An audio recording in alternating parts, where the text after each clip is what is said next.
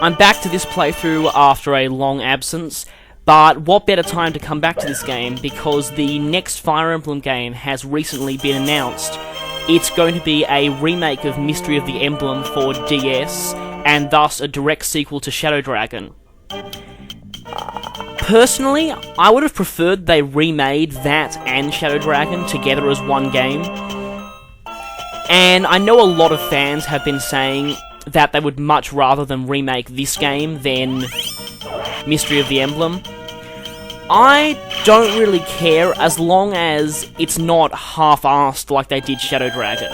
Now, I'm not saying Shadow Dragon is a bad game, I'm just saying that as a remake, it was just, you know, fairly basic. It felt like they were just remaking it just for the heck of it. In fact, really, I think the only reason they made Shadow Dragon was to stop fans from saying Roy and Marth in this game every time a new Fire Emblem came out. Anyway, it's kind of hard to explain. Really, all I feel they did with Shadow Dragon was just sort of make the graphics better,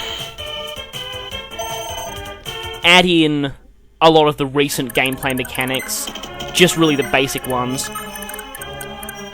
And they didn't really attempt to do much else. And I'm going to go a little off topic here, but I'm just going to mention, okay, take Heart Gold and Soul Silver.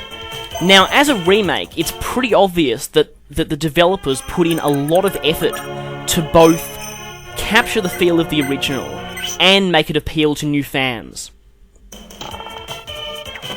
So, yeah, I'm generally using an example of, you know, how to do a remake. That's really what, you know, you should do when you're remaking something. Then again, the original Gold and Silver had such a huge fan base, so you can't really compare it to a remake of Mystery of the Emblem, and it'd be more like remaking this game, for example. But what I'm trying to say is that Shadow Dragon really, it just felt like a remake just for the hell of it, and what new features they added were generally pretty bad. I am mainly referring to the reclassing system. Now, a lot of people really hated the reclass system, and I don't feel any different. It's a good idea in theory, but in practice, what it really tends to do is take away all the uniqueness the characters previously had. Like, seriously, who cares about Armor Knights when you can just make Sedgar a general and call it a day? So basically what I'm trying to say is, why add something like that when you could do something like, say, bring back the support conversation system, which I really want them to do in the next Fire Emblem game.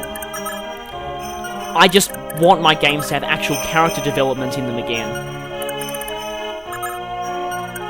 And I would really like to see those classic Arcania universe characters getting actual development.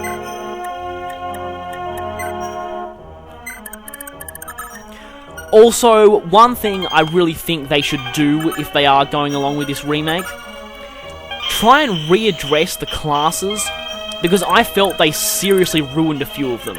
Now I'm going to go into a bit of a rant here, but Swordmasters in particular. A 10% boost to hit rate is just bullcrap. You already have a ridiculous skill cap, and the weapon type with the highest hit rate in the game. You are obviously not going to need a 10% hit bonus. In fact, I go so far as to say nobody needs that kind of a bonus, unless you're an axe user. I mean, Swordmasters were already hurt pretty badly by the new evasion formula, but they still could have been a good class if they had kept the critical bonus they used to have. And so now, really, there's no reason to use them over heroes, which is a shame because I think Narbal is just awesome, and could have been the best Swordmaster in the series, if the class hadn't been nerfed to hell. Also, what's up with Paladins having a 30% defense cap, when no Paladin in the game, even class-swapped ones, can reasonably reach that value? And even if they could, that'd make generals pretty useless. And one more thing with the classes. giving Pegasus Knights the Falcon Knight option was okay, but they really need to make it have some serious advantages over Draco Knight, because previously everyone was just going for Draco Knight anyway, because it was just so much better. You only lose a few points in speed, but you gain a lot more attack and defense.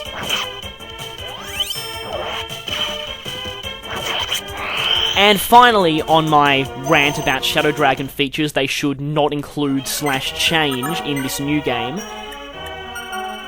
Okay, either get rid of the side quest requirements, or make the characters you get out of them actually worth it. Like, I have heard good things about Horus, but other than that, the majority of the side quest characters in Shadow Dragon seems to be generic crappy pre-promotes. That is definitely not worth sacrificing, like, 20 guys for. Yes, even though there are characters like Boa, and Jagan, and Bantu, and some of the overall worst characters in the whole series, still, I think there needs to be a better reward if you're going to have to kill off a huge amount of people just to get it. And also, if they're going to go the way of the Final Fantasy series and remake every single old game, I have no problem with that as long as they actually continue to make new games at the same time. Because I think, to be honest, really, it's about time they did a new game with a totally new cast of characters. I would really like to see that. I mean, they can remake stuff, and I actually think it's pretty good they're giving new fans who haven't heard of fan translations a chance to actually see the game that Marth comes from. I think that's good. It's just that they shouldn't just focus exclusively on that and alienate the rest of the fan base.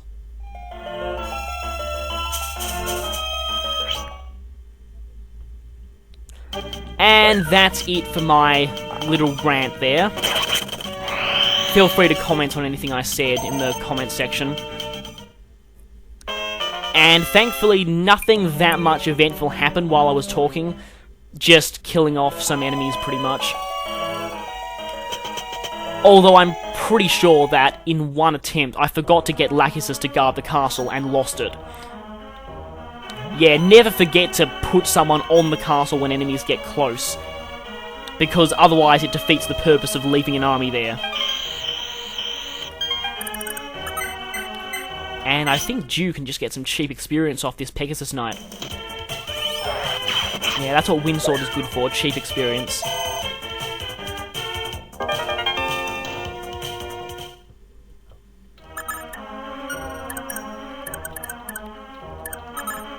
Okay, who needs this kill most? Technically Jamuka does, but there's no way he's going to get there in time.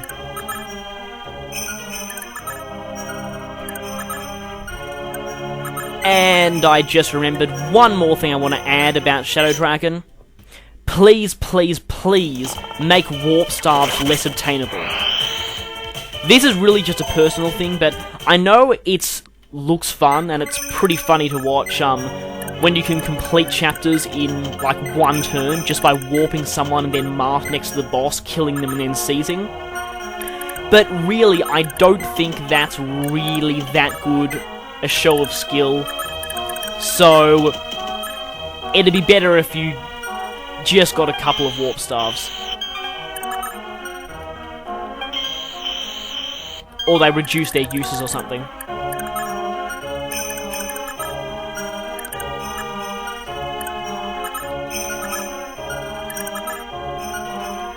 Anyway, not too hard a group of enemies near the boss, you just need to be careful because the warriors have bows, and you don't want Fury to get near them. Of course, if you close in an attack with a sword, they don't stand much chance. And now it's just the boss. Haven't really had a general boss for a while. Well, I mean, you had a lot of barons, and they're pretty similar.